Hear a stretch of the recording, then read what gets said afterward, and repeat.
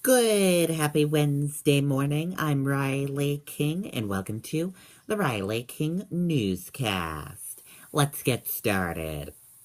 First up, Salem Planning Board reviews redevelopment of Rockingham Park. Let's take a listen to this video from WMUR News 9.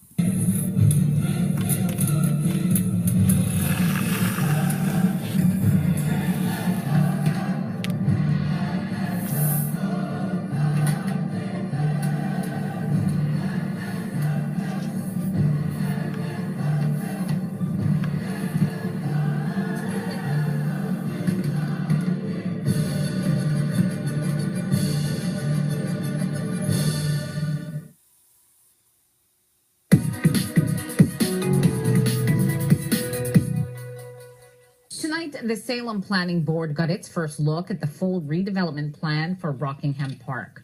The developer of the future Tuscan Village presented his retail, office, and residential plan for the former racetrack. Joe Faro says it will mean $11 million in tax revenue for Salem and 5,000 permanent jobs. And Faro says the level of architecture and landscaping will impact nearby projects as well. So you're not just going to get conventional box development that just throws up a box and leaves. They're going to have to rise to this level of development, which we think is a very good thing for the town of Salem. And Faro hopes to break ground early next year with the project finished by 2019. Okay, and there you go on that report.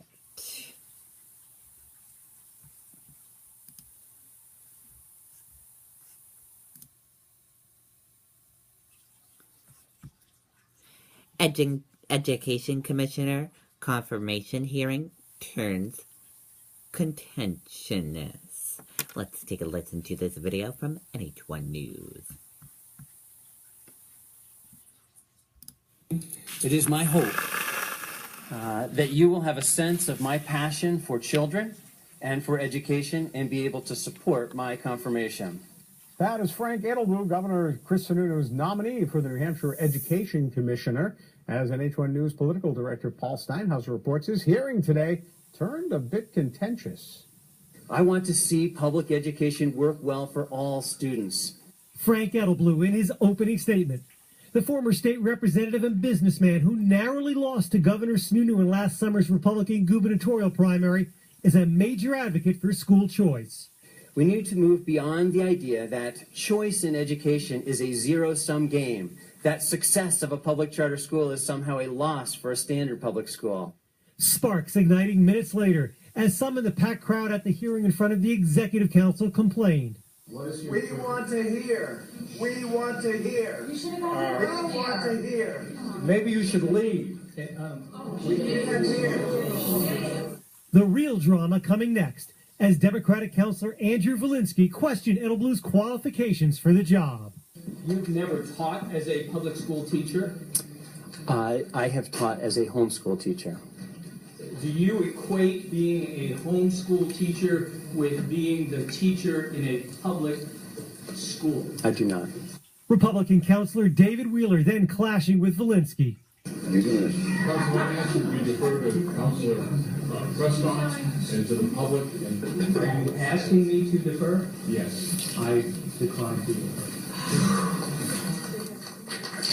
Republicans hold a 3-2 majority on the council, which means Edelblum will likely win confirmation tomorrow when the council's expected to vote. At the State House, I'm NH1 News political director Paul Steinhauser reporting. Okay, and there you go on that report.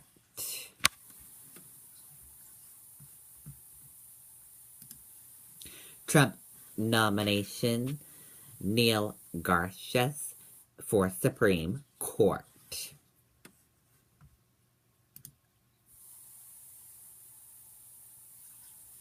President Donald Trump has nominated Judge Neil Garces as pick to replace the late Justice Anthony Scalia on the Supreme Court. Garces, 49, currently a judge on the 10th Circuit Court of Appeals. He was nominated by President George W. Bush in 2006 and confirmed by the Senate in a voice vote.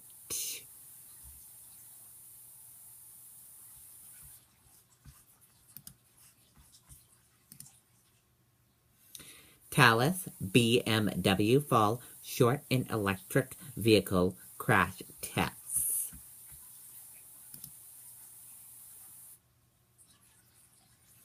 A new round of crash tests highlight areas of where Thales Model S and BMW 1.3 failed to score as high as other electric vehicles related by the Insurance Institute for Highway Safety.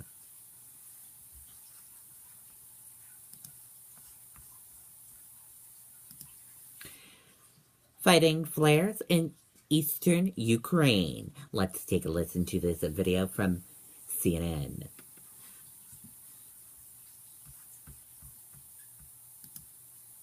We have seen an escalation in recent days since the weekend, the Ukrainian side saying 8 of its soldiers have been killed. We're hearing about 10 civilian casualties from the U.S. State Department and reports of casualties on the Russian-backed rebel side as well. It's concentrated in the areas north of Donetsk, particularly the town of Avdiivka, where we're hearing 20,000 people or more are still without heat, water or electricity because of shelling of critical infrastructure in that area. And as you say, both sides are blaming each other for the escalation of this conflict. Take a listen to what the Ukrainian president had to say about it. Today, for the first time in many days, Grad systems were used against civilians and our divisions.